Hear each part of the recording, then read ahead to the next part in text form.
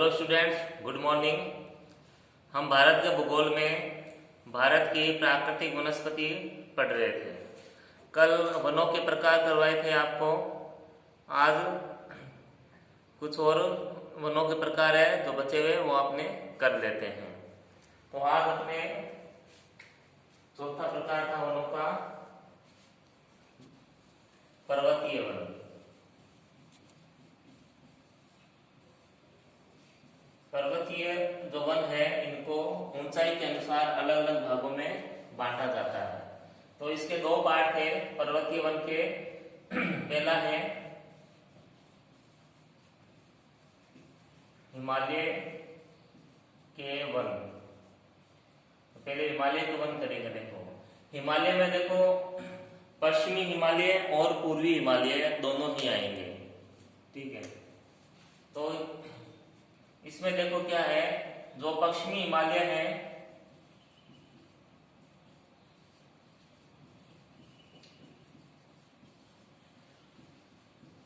में जो वन है सघन नहीं है, सघन नहीं है। जबकि जो पूर्वी हिमालय है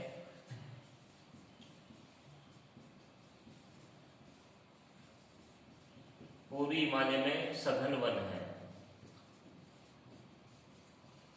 देखो इसका कारण यह है, जो पश्चिमी हिमालय है वहां जो वर्षा है वो कम होती है, ठीक है। और जो पूर्वी हिमालय है वहां वर्षा अधिक होती है। तो पूर्वी हिमालय में वर्षा अधिक क्यों होती है? क्योंकि बंगाल की खाड़ी वहां पास में ही है, और जो मानसून आता है दक्षिणी पश्चिमी मानसून है और यहाँ उत्तरी पूर्वी मानसून है, उनसे अच्छी बरसात वहां हो जाती है।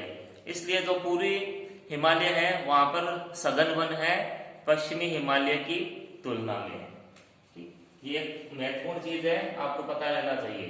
ठीक, फिर इसमें क्या है, ऊंचाई के अनुसार वनों को बांटा गया है। इसमें जैसे हिमालय के गिरिपाद में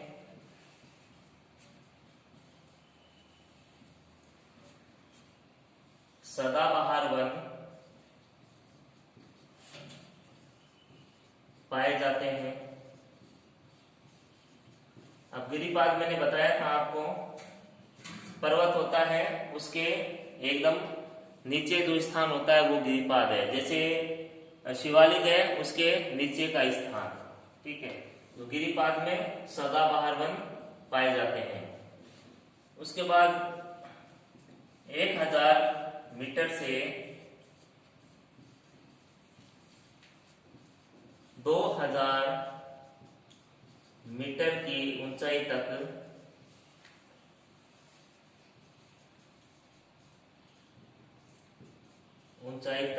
शीतोष्ण वन पाए जाते हैं।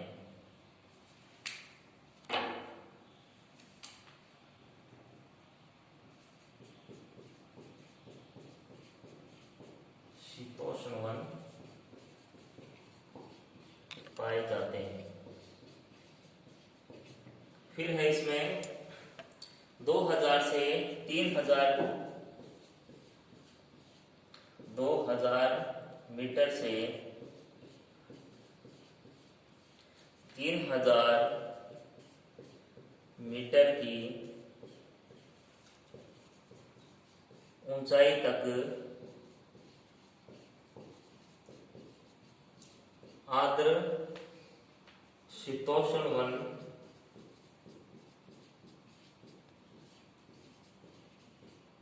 पाए जाते हैं।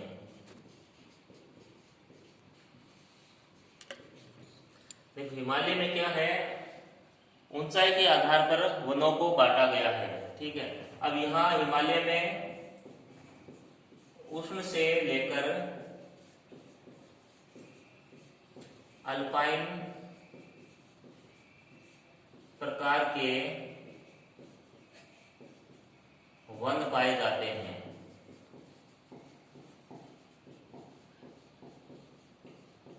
ठीक है। तो यहाँ 2000 से 3000 मीटर पे आर्द्र शीतोष्ण वन पाए जाते हैं।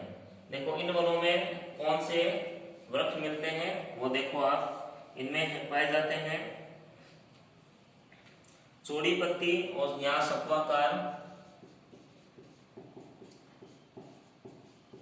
चौड़ी पत्ती यहाँ शंक्वाकार,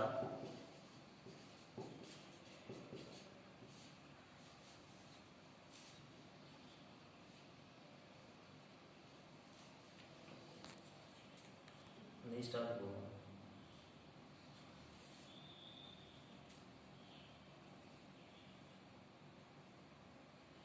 चौड़ी पत्तियां शंक्वाकार वन जैसे ओक,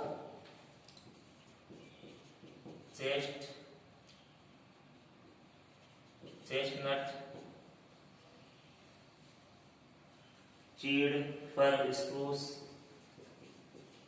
चीड़, फर, स्प्रूस,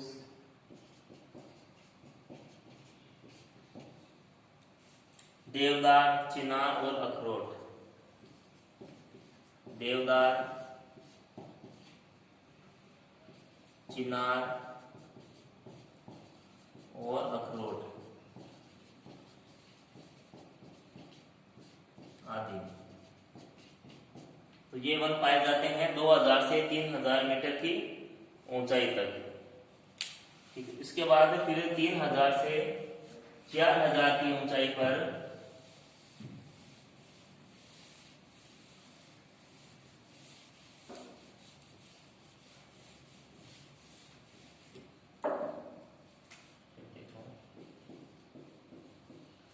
तीन 3000 मीटर से 4000 मीटर की ऊंचाई पर सिल्वर फर, जूनिपर,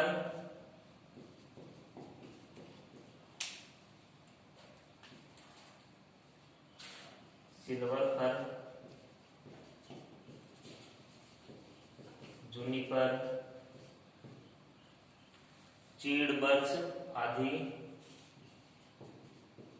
चीड़, बर्च आदि ये वृक्ष यहाँ पाए जाते हैं। लेकिन जैसे जैसे ऊपर जाते हैं फिर जो हिम रेखा आ जाती है, फिर यहाँ पर वनस्पति नहीं पाई जाती।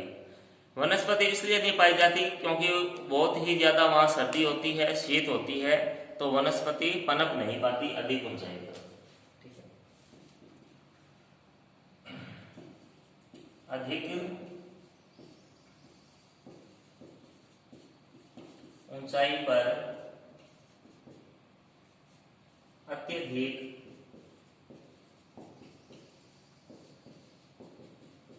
शीत होने के कारण वनस्पति पनप नहीं पाती है। जैसे आपको बताया था शीत मरुस्थल लद्दाख है जो कि शीत मरुस्थल है। जैसे जैसलमेर क्या है अपना, यह उष्ण मरुस्थल है, और लद्दाख क्या है, शीत मरुस्थल है। जैसे जैसलमेर में जो सम गांव है, कुछ क्षेत्र है, वहाँ वनस्पति नहीं होती, उसी तरीके से जो शीत मरुस्थल लद्दाख है वहाँ भी वनस्पति नहीं होती है। इसमें आगे है फिर यहाँ वनों का विकास रुक जाता है। ठीक है, यहाँ वनस्पति पनपती नहीं है, वनों का यहाँ विकास रुक जाता है लगभग 5000 की ऊंचाई तक। फिर यहाँ अत्यधिक शीत होती है और जो टेम्परेचर होता है वो माइनस में चला जाता है।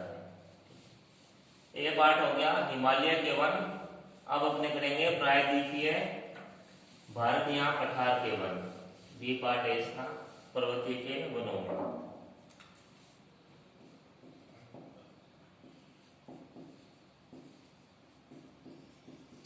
प्रायद्वीपीय पठार के वन। ठीक है, यहाँ प्रायद्वीपीय वन, प्रायद्वीपीय वन कर देते हैं, प्रायद्वीपीय वन।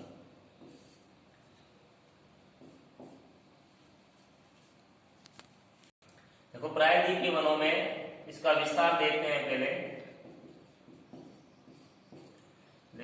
विस्तार है इनका नीलगिरी की पहाड़ियां,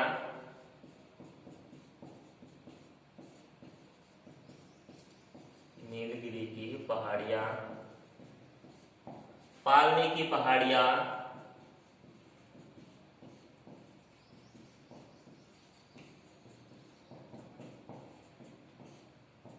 अन्नामलाई की पहाड़ियां,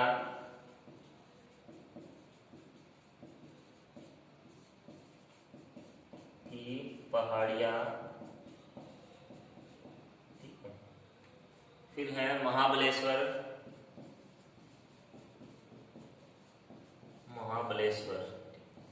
ये देखो ये जो चोटियां है पहाड़ियां ये बता रहा हूं, इनकी सबसे ऊंची जो चोटियां है वो भी आपको पता होनी चाहिए कि नीलगिरी पहाड़ी की सबसे ऊंची चोटी कौन सी है, अन्नामलाई पहाड़ी की सबसे ऊंची चोटी कौन सी है और महाबलेश्वर की सबसे ऊंची चोटी कौन सी है।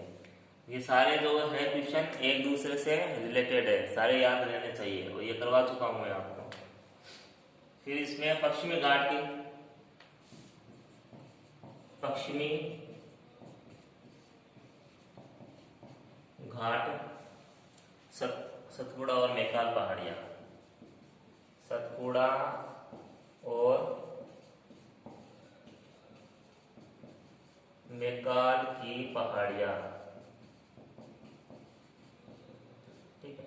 तो इन क्षेत्रों में इनका विस्तार है प्रायद्वीपीय वनों का, और ये वही एरिया है जहां बरसात बहुत अच्छी होती है, लगभग 200 सेमी या इससे अधिक तक, ठीक है। काफी हरा भरा क्षेत्र है ये सारा नीलगिरी और तो दक्षिण भारत का है। उसके बाद देखो इसमें इन क्षेत्रों में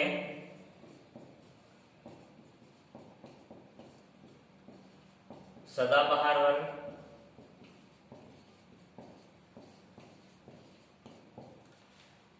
और घास पाई जाती है,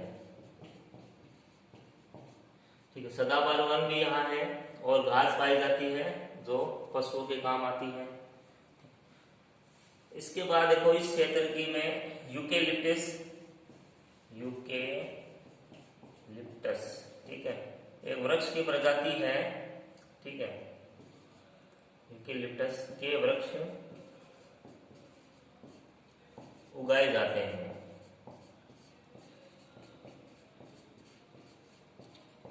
ठीक है। यूकेलिप्टस के ये वृक्ष है यहाँ उगाए जाते हैं।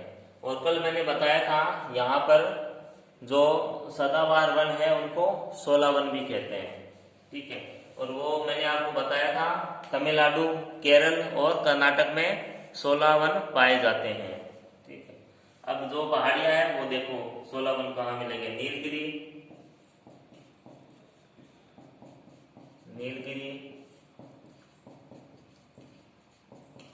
पालनी की पहाड़ियां,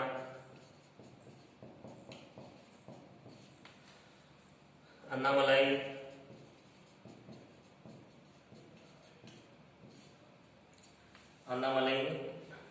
ठीक है, की पहाड़ियां। तो यहाँ क्या है, मिश्रित वन पाए जाते हैं, यहाँ मिश्रित वन पाए जाते हैं, ठीक है। और यहाँ जो वन मिलते हैं इनको शोला वन कहते हैं, शोला वन कहते हैं इनको। और ये जो शोला वन है वो सघन वन है, ठीक है। सदाबहार है तो सघन ही होएंगे ये, तो शोला वन है सघन वन है। और ये जो शोला वन है यहाँ जो वनों की जो प्रजातियां हैं वो भारत में यहाँ के अलावा कहीं नहीं पाई जाती है, वो कहीं नहीं पाई जाती है। तो शोला वन में जो वन है वो वन केवल दक्षिण भारत में ही पाए जाते हैं और कहीं नहीं पाए जाते हैं, ठीक है।